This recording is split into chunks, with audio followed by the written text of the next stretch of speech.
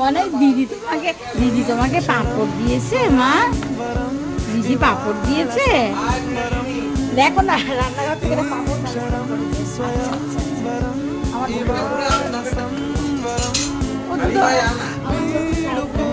না, ও বাড়িতে ছুটি পড়ে করে ও বড় আবার যাচ্ছে বোধ হয় পাঁপড় নিতে। কোথায় যাচ্ছি, বেড়েই যাচ্ছে জুতো পরে বোধ হয়।